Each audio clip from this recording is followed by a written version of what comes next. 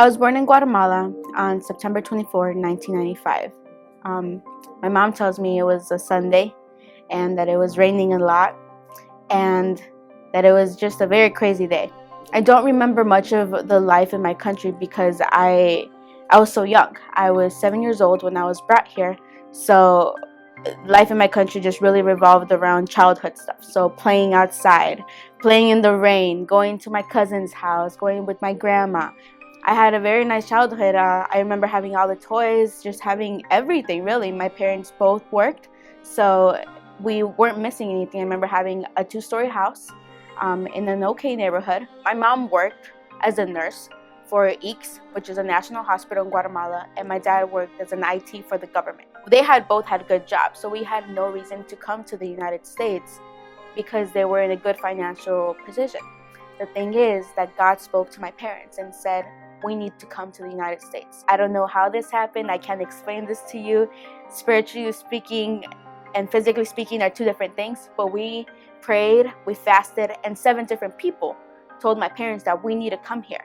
So it was time. When God speaks, you move. I didn't know what was going on. I didn't understand the concepts of countries and planes and stuff. Just remembered my tia Chayo, my aunt Chayo, she walked us to the airport and there was crying, there was hugging, and I was like, what? Why are people crying? Why are people hugging?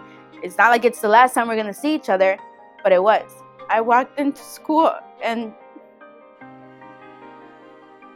I felt like I didn't belong. I walked in and everybody was white and I'm dark with dark hair and I was little and I was chubby and nobody looked like me. But I remember I walked through the commons to the cafeteria area and there was my flag, the Guatemalan flag.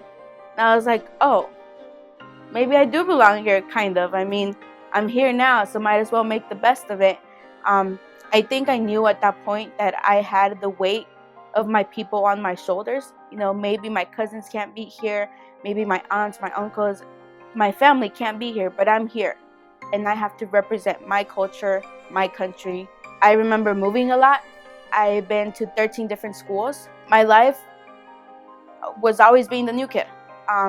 So I think I embraced it after a while. I knew what it was like to not know anybody, to not be able to fit in, to have to make yourself stand out, to have to know the system, to have to know everything. So I think now, I think I'm good at being the new kid. I received DACA, Deferred Action for Childhood Arrivals, and at that moment, I didn't understand what was the point of having this. And once I received the DACA itself, my social security number, my work permit, that opened a whole new set of doors for me.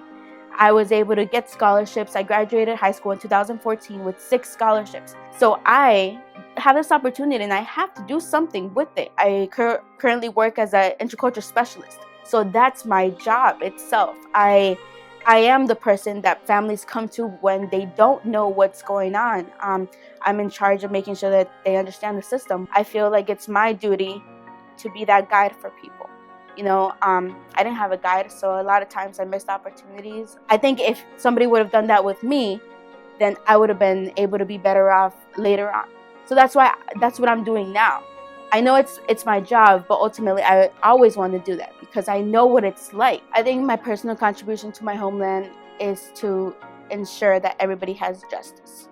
Because I remember growing up and due to certain circumstances, immigration circumstances, we got 4 cars taken away. You know, we had tons of tickets because of driver's license. I just want people to understand different cultures. That's what I want.